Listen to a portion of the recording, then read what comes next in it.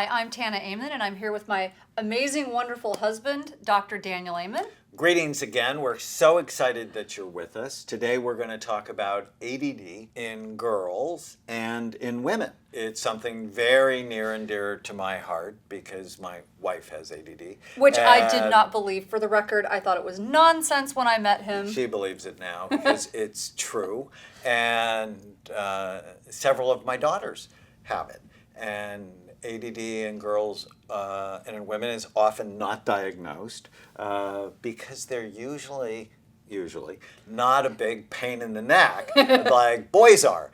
So boys tend to be diagnosed because they can be more hyperactive, more impulsive. They bring a lot of negative attention to themselves.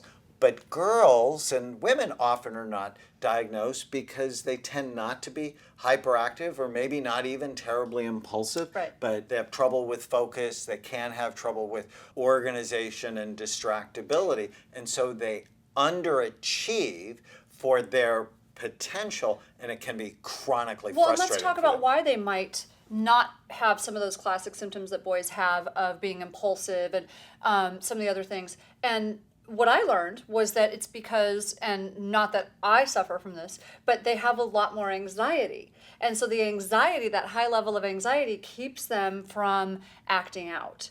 So I wrote a book once called Unleash the Power of the Female Brain. And in it, I talk about the female brain actually has some very specific strengths, that it's wired more for connection, for empathy, for impulse control.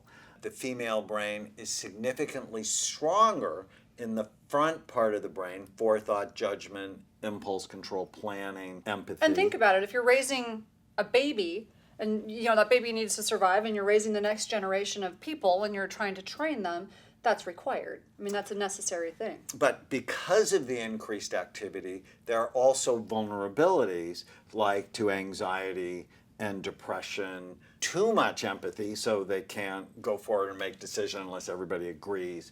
And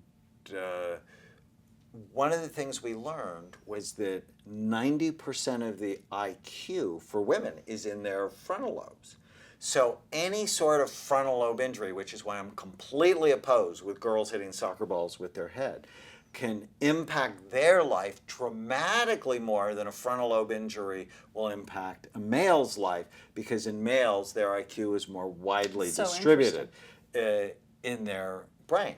But girls and women can have ADD too. And how I actually figured that out, besides I had it in my own family, was that the little boys I would see who are hyperactive and impulsive, causing trouble at school, I would always look and go, well, where did they get it from? Because ADD is highly genetic. So you totally got it from your mother. Oh my gosh. And so when I would start looking, and I didn't see it on dad's side, and then I would totally see it on mom's side, and now she's 40 years old, and she's like, oh my God, that's me. And when I would treat her, she would often get dramatically better, but then some of them would actually get depressed. And the reason they would get depressed, because they would think, if only I knew that when I was 7 or 8 and I got treated, then where would I be now that they knew they were underachieving for their potential, and it would just devastate them. But, I mean, it doesn't mean you give them an antidepressant. It means you just work through you didn't know, and nobody knew at that time, but now you do. Let's see what your life can be like going forward. So if you're noticing some of these symptoms that may not be classic for ADD in your daughter, your granddaughter, your nieces, whoever it is, someone special and close to you, you might want to pay attention, because sometimes telling someone to just try harder not only doesn't work, but it's very frustrating to that person. Well, it's counterproductive. It is. Because what we've seen on the imaging work we do, the harder they try, the worse it gets. It literally turns that part of their brain off when they try harder. And one of the symptoms I really want you to pay attention to is if your daughter has a half an hour of homework and it takes her an hour, 2 or 3 to do it, with you having to actually walk her through every part of it. I want you to be thinking about ADD. Or if you have a teenage daughter that always seems to be in conflict. And what I often see is they get excitement from falling in love. Mm-hmm. And then after a while, they get bored with that. And then so they're in a relationship and they start fighting. They get excitement with fighting. And then they get stimulation from breaking up. So they get into this pattern of falling in love, fighting, breaking up, falling in love, fighting, breaking up. Somebody needs to be thinking about ADD, because they may just think, oh, well, this person's just cursed by not doing relationships well. And if that's true as you as an adult woman, where your relationships tend to be intense and then chaotic and then break apart, somebody should be thinking about ADD. And the hallmark symptoms: short attention span, but not for everything, for regular routine, everyday things, easily distracted, often disorganized, sometimes late, often late. I mean, that's not you, but for a lot of people, they actually don't start getting ready to go until they're late. But pay attention, because that's not always true. If you're anxious. Not always true, but very often. And impulse control, where you say things where you go, I shouldn't have said that. Or you do things where you go, I shouldn't have done that. And that's not, every once in a while, everybody does that. But if it's a pattern in your life, then think about getting help for yourself. So I'm trying not to interrupt you, but I definitely want to leave them with a few practical tips before we go, because this is just very simple. So when you talked about, the drama-seeking behavior and trying to pick on people, I don't have that because I don't like drama. But one thing that helps with that, I figured out that I really need exercise. When I don't exercise, I get irritable. And I find myself feeling foggy and irritable, and that it's much easier for me to be reactive. So go for a walk, do some exercise. Now, I like really intense exercise, and I like being pushed to my limit. Here's the other thing, though.